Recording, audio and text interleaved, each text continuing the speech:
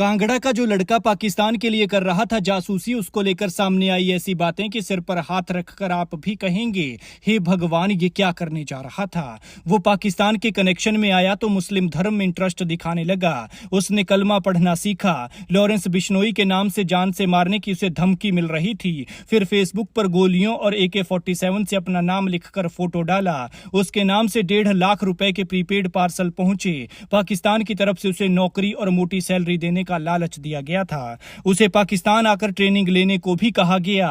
फिर भारत में जाकर लोगों को इस्लाम कबूल कराने की भी बात सामने आई है। 18 साल का वो लड़का गरीब परिवार से संबंध रखता है। गरीबी का आलम ऐसा है कि माँ होटल में सफाई करती है और पापा गाड़ी चलाते हैं और बेटा ऐसे गुल खिला रहा था। खुद पढ़ाई से हट गया, कॉलेज छोड़ा तो ज्यादातर इंटरनेट पर रहने लगा।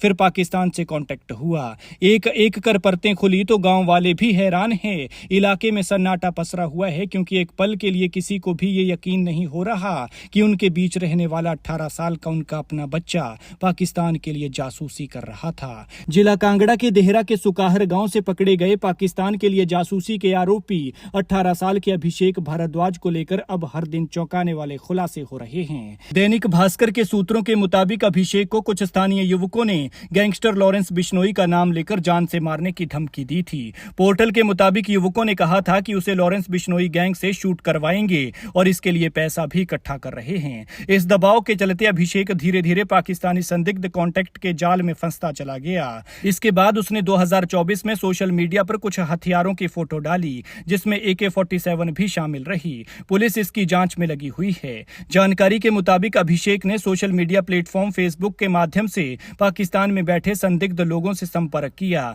बातचीत के दौरान उसने कलमा पढ़ना सीखा और इस्लाम धर्म के प्रति रुचि दिखाना शुरू की। पाकिस्तान की तरफ से उसे नौकरी और मोटी सैलरी देने का भी लालच दिया गया। ऐसी बातें सामने आ रही हैं। बताया जा रहा है कि उसे कहा गया था कि पहले पाकिस्तान आकर ट्रेनिंग ले और फिर भारत लौटकर युवाओं को इस्लाम कबूल करवाने के लिए प्रेरित करे।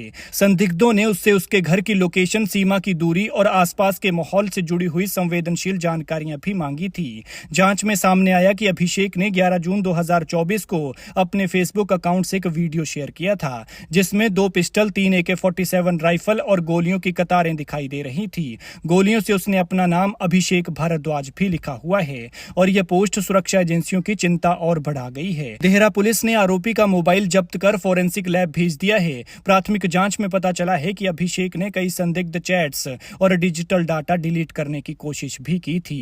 अब ये फोन जांच एजेंसियों के लिए अहम सबूत साबित हो सकता है। पाकिस्तान के लिए जासूसी के आरोप में पकड़ा अभिषेक गरीब परिवार से ताल्लुक रखता है। इतना गरीब कि उसकी मां एक होटल में सफाई का काम करती है और पिता ड्राइवर हैं। कॉलेज छोड़ने के बाद अभिषेक बेरोजगार हो गया था और ज्यादातर वक्त इंटरनेट पर बिताता था और यही आदत उसे देश विरोधी तत्वों की ओर खींच ले गई। दैनिक भास्कर के सूत्रों के मुताबिक जासूसी के आरोप में गिरफ्तार अभिषेक के नाम से 1.5 लाख रुपए तक के प्रीपेड पार्सल भी पहुंचे थे।